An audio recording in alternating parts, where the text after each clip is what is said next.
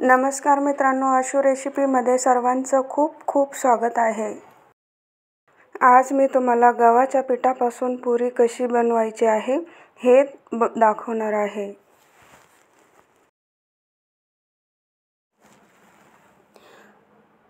ही पुरी आपण एकदम साध्या पद्धतीने मऊसूत आणि एकदम टम्म फुगलेली पुरी आपण कशी बनवायची आहे हे बघूया। पुरी खाण्यासाठी खूप टेस्टी लागते, छान लागते आणि एकदम खावाशी वाटते। तुम्ही नक्कीच करून बघा। चला तर आपण आता रेसिपीला सुरुवात करूया।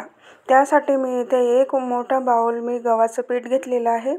त्यानंतर चवीनुसार मीठ आणि 1 चमचा मी इथे हळद घेतलेली आहे। एक मोठ्या बाउलमध्ये मी ते पीठ टाकून घेतलेलं आहे। त्यानंतर आम्ही तिथे चवीनुसार मीठ आणि हळद घालून घेत आहे।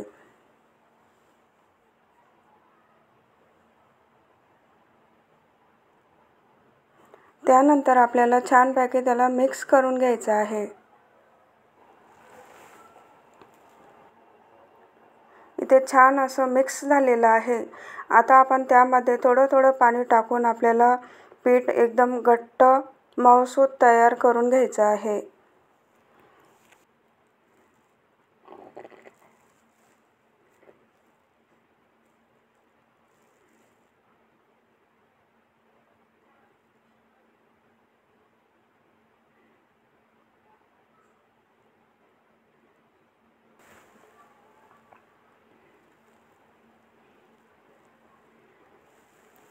इथे आपण बघू शकता आपल्या पिठाला खूप छान असा पिवळा कलर आलेला आहे।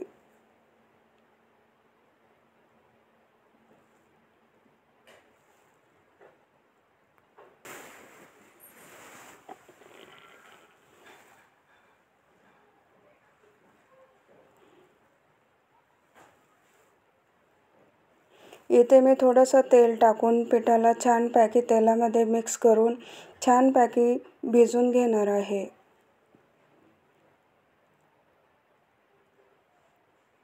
तेलाने खूप छान असं पीठ नरम होते।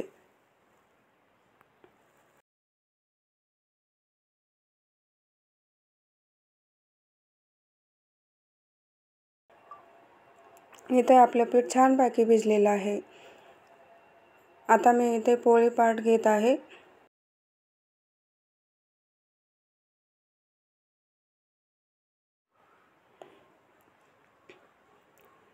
छान अशा एकसारख्या मी इथे लाट्या तयार करून घेत आहे। अशा पद्धतीने मी अशा साइजच्या लाट्या करून घेत आहे। लाट्या केल्यानंतर आपल्याला पुरी लाटायला सोपी जाते आणि एकसारखी पुरी तयार होते।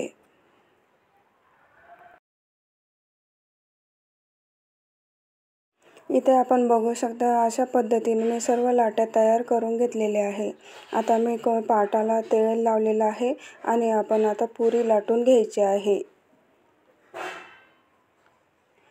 अशा पद्धतीने आपल्याला छोटीशी आकाराची पुरी लाटून घ्यायची आहे।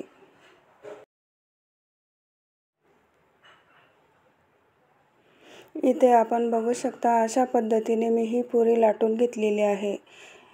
एकदम मीडियम साइजची आणि जास्त जाड पण नाही आणि जास्त पतली पण नाही। गॅसवर मी कढई ठेवलेली आहे।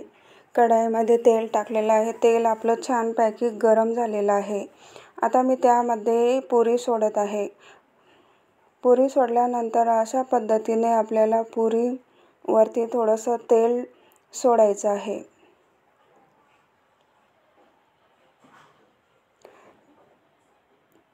इथे आपण बघू शकता अशा पद्धतीने आपली पुरी एकदम छानपैकी तळत आहे आणि टम्म फुगलेली आहे।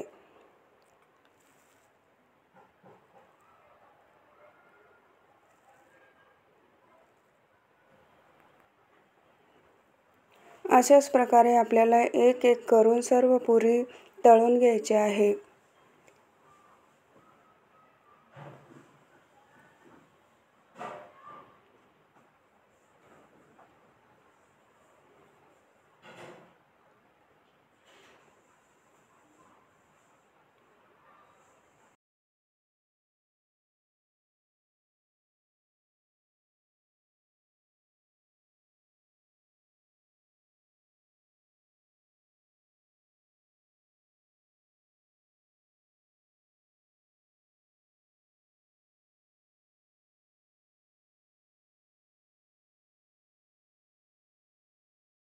अशा पद्धतीने पुरी तळल्यानंतर आपल्याला अर्धा घंटा कमीत कमी ही पुरी तुम्हाला टम फुगलेली जशीच्या तशी दिसेल। इथे आपली पुरी परफेक्ट तयार झालेली आहे।